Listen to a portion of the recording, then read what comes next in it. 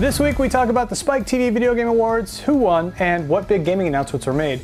A Sony publisher doesn't want to get an online pass in its upcoming game, Ninja Gaiden 3 gets a release window, and an apparent miscommunication sends Nintendo stockholders into a frenzy. I'm Handsome Tom, and welcome to the Game Heroes Weekly News.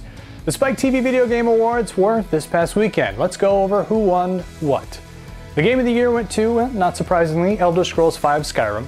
Studio of the Year was Skyrim's developer Bethesda Games. Character of the Year, whatever that means, went to Joker from Batman Arkham City.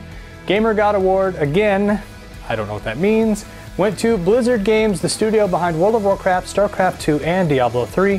Best Xbox 360 game went to Batman Arkham City. Best PS3 game went to, there's no surprise here, Uncharted 3.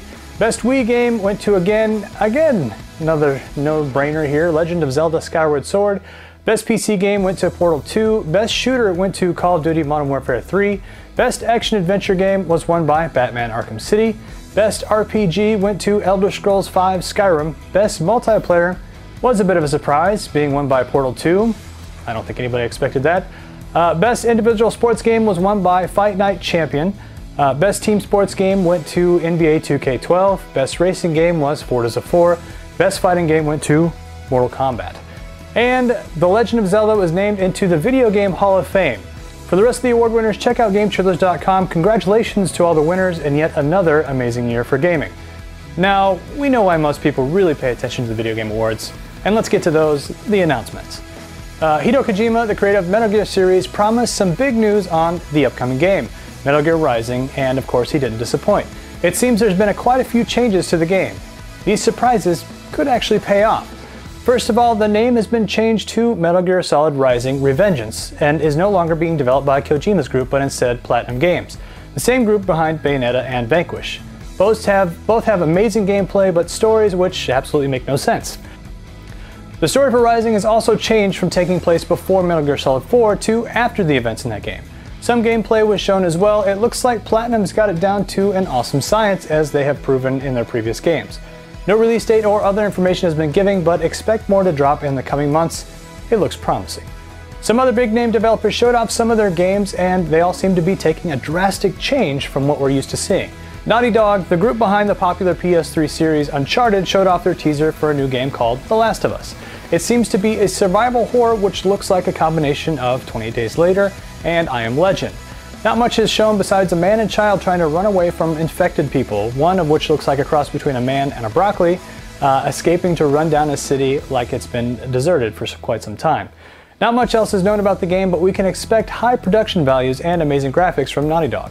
Keep your eye on this one. Also at the awards, BioWare, the group behind the amazing RPG Mass Effect and Knights of the Old Republic, showed off their new game, and it's also another drastic change from what we're used to seeing from these guys.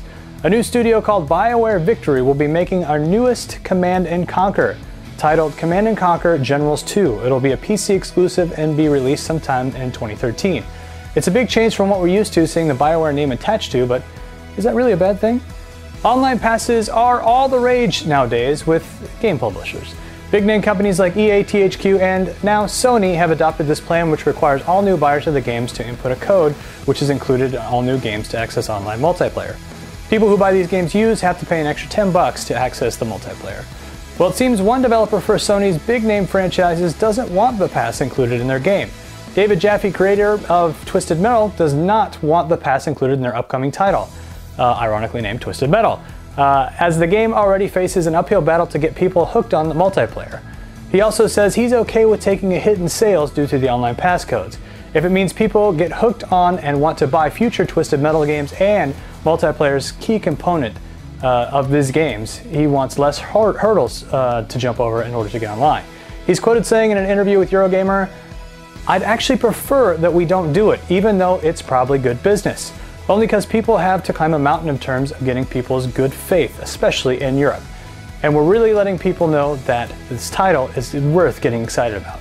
Even though Sony will most likely force the upcoming Twisted Metal to have an online pass, it's good to see the developer side of gamers over this stupid system. Publishers should be finding ways to encourage gamers to buy new instead of used, not by punishing them by locking out features. Can you tell we hate online passes?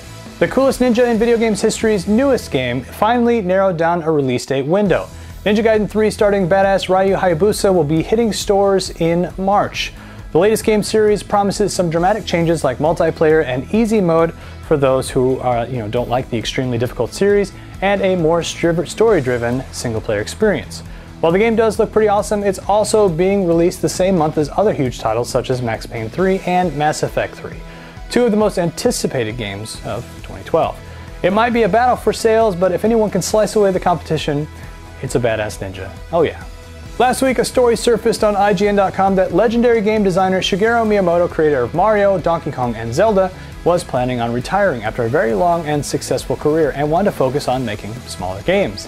This apparently announcement sent Nintendo stockholders into a panic, seeing how Miyamoto is really the face of the company, causing more stock prices to drop. Nintendo was quick to respond to this announcement, saying that it was a misunderstanding of Miyamoto's comments. So maybe this whole mess was just a translation error. Maybe Nintendo wants to keep Miyamoto's potential retirement quiet for now.